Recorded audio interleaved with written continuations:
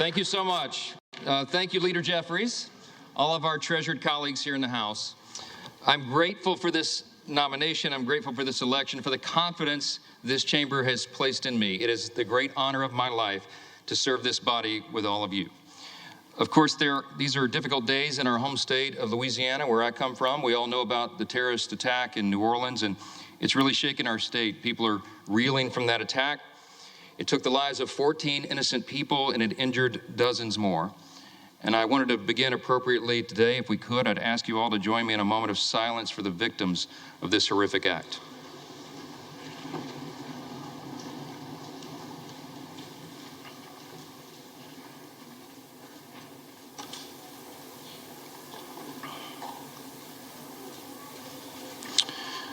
Thank you. Thank you for that.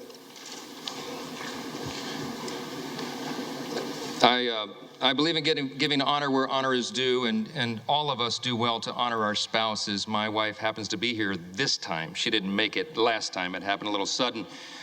Kelly, would you stand up here in the gallery? Thank you.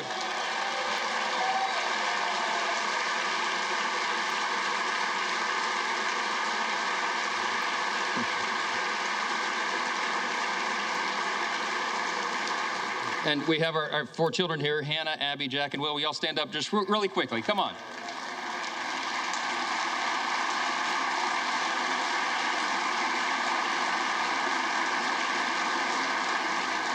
I wanted to do that. All of us recognize that there are no perks to being a congressman's kid, right? It's all sacrifice.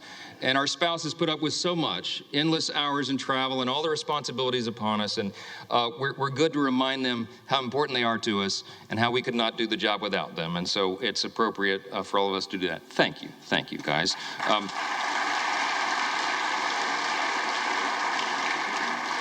This is a momentous time in the history of our nation. It really is. And as members of the 119th Congress, we are stewards of the great American Revolution that began almost exactly now 250 years ago, 1775 and 1776.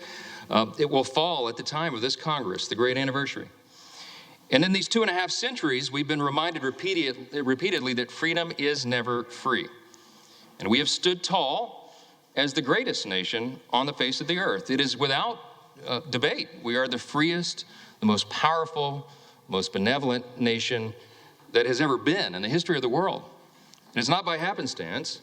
We're the ones who settled the West. We're the ones who ended slavery, who laid the transcontinental railroad, who gave women the right to vote, who won 2 world wars, who landed on the moon, and who won the Cold War.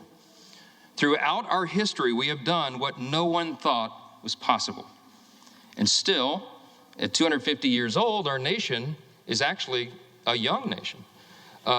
This past fall, I had opportunity to go to the G7 speakers meeting that was held in Italy. It's the only international trip I took as speaker over the last 14 months because I didn't have time to do it, but it was a quick 3-day jaunt, and met with my colleagues, the speakers of the other parliaments, the great governments around the world. And we talked about that, how really special America is, how unique we are in our place on the globe, and how important it is for us to maintain that. And as I talked to these colleagues from around the world, I thought our closest allies, who recognize how important we are, how important this body, this House is. I thought about how is it that such a young country has become so exceptional, so singular in its importance, that today stands as the world's leader in liberty and the economy and culture. 100 years ago, President Calvin Coolidge answered that very question in his inaugural address. It was March of 100 years ago, exactly almost. He said this: "Serve our own country and most successfully discharge our obligations to humanity by continuing to be openly and candidly, intensely and scrupulously American." I love that. I love that. Today, yeah, that's right. That's an applause line.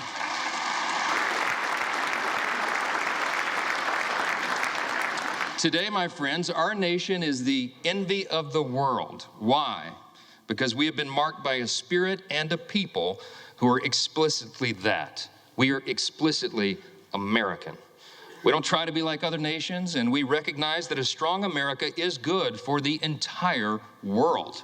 And everybody around the globe knows that. That's right.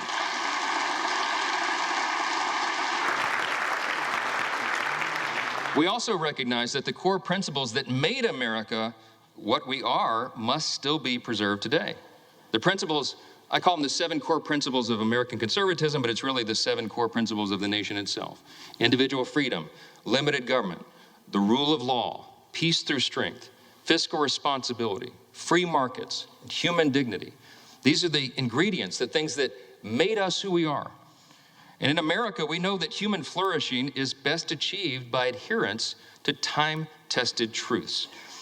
We could list a number of those simple truths. Here's a couple. It's better to give a hand up than a hand out. That innovation thrives when bureaucracy dies.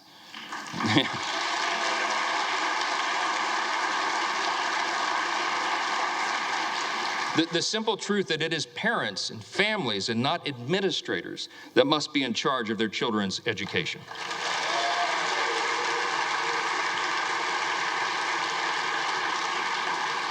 The path of prosperity has long been paved with policies that put America and Americans first. And that is what we will champion in the 119th Congress.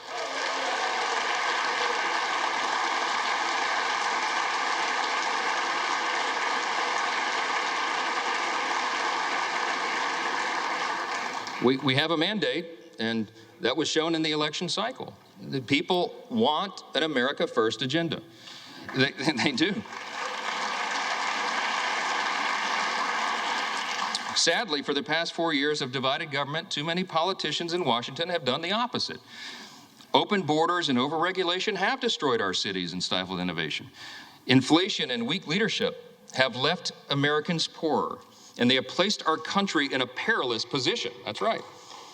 But in recent months, we've witnessed something happening, something that's really remarkable, a political moment in our modern history, a groundswell of Americans from every state, race, and religion who now demand that we put the interest of Americans first again, and we will, and we will.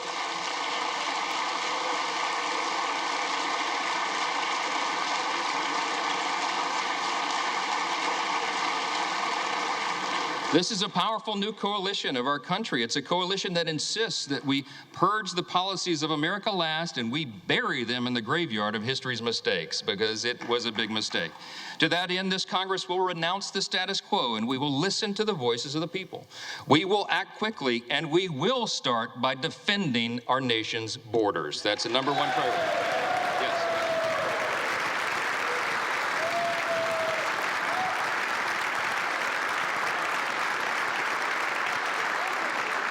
In coordination with President Trump, this Congress will give our border and immigration enforcement agents the resources that they need to do their job. We will secure the border, we will deport dangerous, criminal, illegal aliens, and finally finish building the border wall.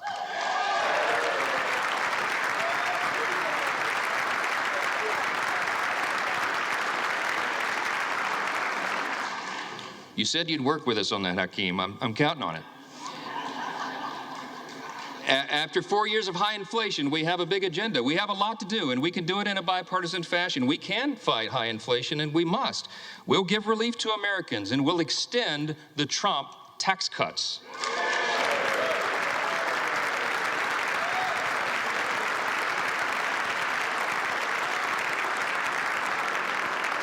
We're going to protect our industries from one-sided trade deals, and we're going to bring overseas investments back to America's shores. That's right. We'll defeat the harmful effects of inflation, and we'll make life affordable again for America's hardworking people.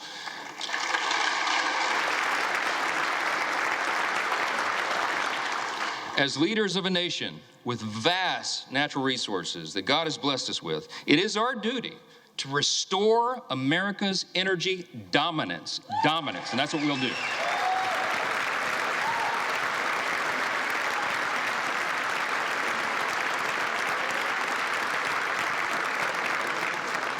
We have to apply common sense. We have to stop the attacks on liquefied natural gas, pass legislation to eliminate the Green New Deal, that funding.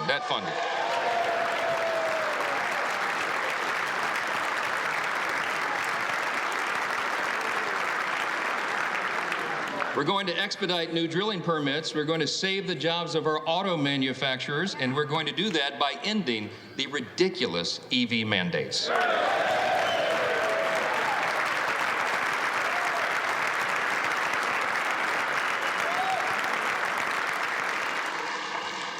And as heirs to the American Revolution and the descendants of patriots who defied tyranny, in the coming months, we are going to pass legislation to roll back the totalitarian fourth branch of government known as the administrative state.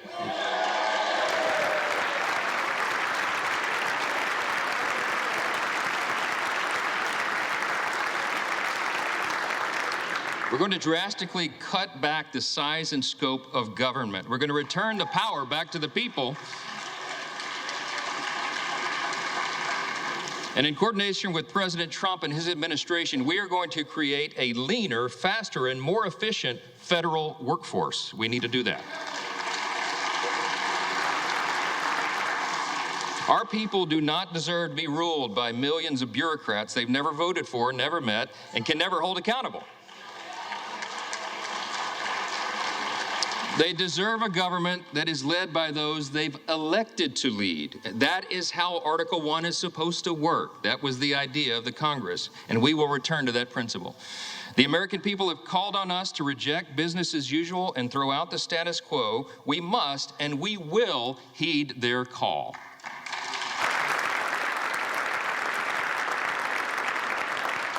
This is especially important as it comes to our nation's military.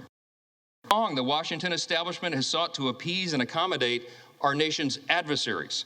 They've tried to replace our military warriors with social justice warriors. It does not work. And while we're still the most powerful fighting force in the history of the world, by God's grace, the same establishment has eroded the capacities of our Army and Navy and diminished the readiness of our Air Force. We have to put an end to this madness.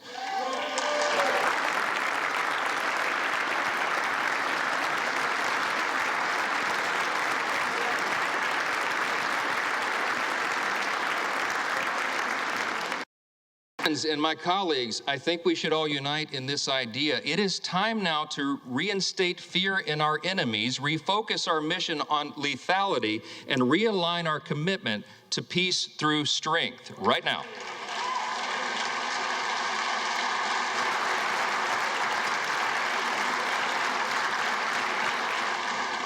We have to prioritize the things that matter most. We have to make adequate investments in defense. This is the most dangerous moment since World War II, and everyone around the world is looking to America and looking to this body to ensure that we maintain the peace. What we're proposing now is just simply, as President Trump likes to say, a return to common sense. And he's exactly right. That message resonated across the country. I am very thankful, personally, that this body is filled with men and women who are committed to that change, to return to common sense. We can do this together. We should. It is our responsibility to do so. When I first took this gavel, many of you heard me say that I don't believe in luck or consequence. I believe in the idea of providence. And this morning, I participated with many of you early this morning in the 119th Congress Interfaith Prayer Service. It was held at St. Peter's Catholic Church. Many of you were there. It was an ecumenical service and a bipartisan service, which was great. My good friend Hakeem Jeffries began by reading with the Old Testament. He read out of Deuteronomy 10. And then I was asked to provide a prayer for the nation. I offered one that is quite familiar to historians and probably many of us. It said right here in the program, it says right under my name, it is said each day of his 8 years of the presidency and every day thereafter until his death, President Thomas Jefferson recited this prayer. I wanted to share it with you here at the end of my remarks, not as a prayer per se right now, but as a reminder of what our third president and the primary author of the Declaration of Independence thought was so important that it should be a daily recitation. Let me just read you that prayer. It goes like this. Thomas Jefferson's Prayer for the Nation, it's entitled. Almighty God, who has given us this good land for our heritage, we humbly beseech thee that we may always prove ourselves a people mindful of thy favor and glad to do thy will. Bless our land with honorable ministry, sound learning, and pure manners. Save us from violence, discord, and confusion, from pride and arrogance, and from every evil way. Defend our liberties and fashion into one united people the multitude brought hither out of many kindreds and tongues. Endow with thy spirit of wisdom those whom in thy name we entrust the authority of government, that there may be justice and peace at home, and that through obedience to thy law we may show forth thy praise among the nations of the earth. In time of prosperity, fill our hearts with thankfulness, and in the day of trouble, suffer not our trust in thee to fail, of which we ask through Jesus Christ our Lord. Amen. That was Thomas Jefferson's prayer. Yeah.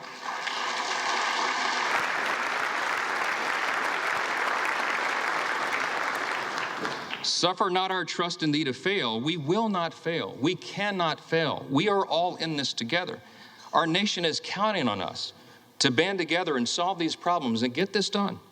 I've said before that I believe God has elevated each one of you, this is my belief, to your positions of leadership. And it's an act of providence that you've all been placed in your specific roles in this specific moment at this historic time, at the 250-year inflection point of the greatest nation in the history of the world.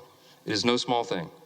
We're also witnesses to the providence that spared our incoming president, President Trump, from the assassin's bullet, remarkable as that was, and to the new coalition of Americans that has risen from every creed, color, and cul-de-sac who want us to put America first. Our people are asking for a thriving economy and a rebuilt middle class and strong borders and a strong military, and we can deliver that. See, these objectives and these aims don't have an R or a D behind them. They have a USA. That's what we're about.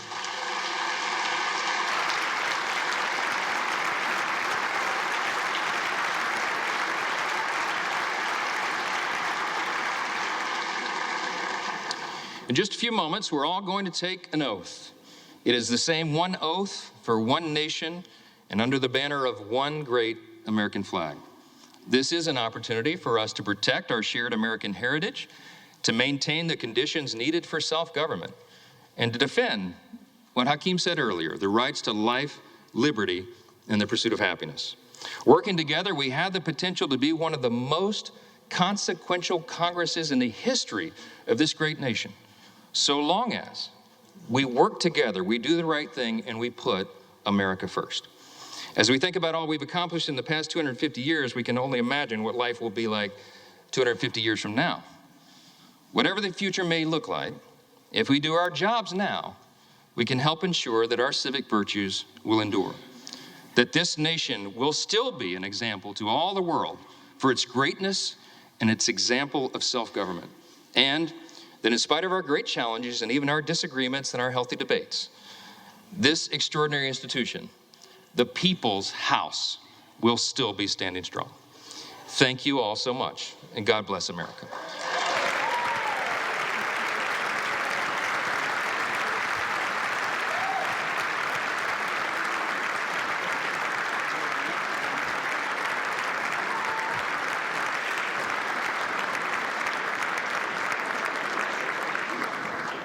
So as the sequence of events requires, I am now ready to take the oath of office. I ask the Dean of the House of Representatives, the Honorable Harold Rogers of Kentucky, to administer the oath.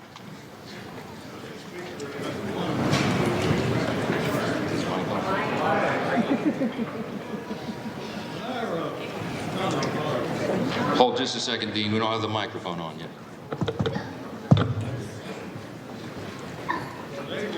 Celebrate our shared American self-rule. When our founding fathers rejected calls for an American king and chose a bold and innovative government of self-rule, it was met by opposition, understandably, by the world's kings. They said, "You can't govern yourself. You need a king to direct the country." They said, it's only a dream, self-rule. The Founding Fathers said, you're right. It's the American dream. And thus, our founders said that we should move on our own with our own leadership. The Speaker of the House is the critical protector and promoter of self-rule, the keeper of the dream, if you will. And we've elected this man from Louisiana to carry on our bold experiment in democracy and self-rule. So, sir, if you're ready to assume this awesome responsibility, please raise your right hand.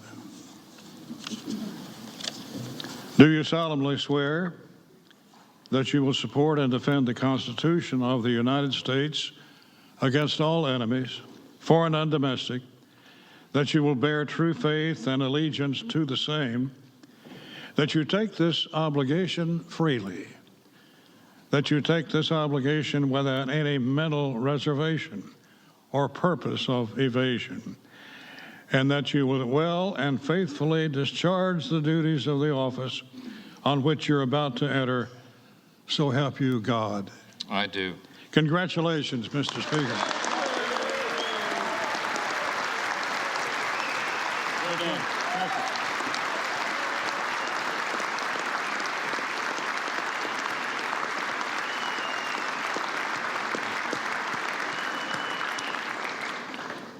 You may as well remain standing, because according to precedent, the chair will swear in the members-elect en masse.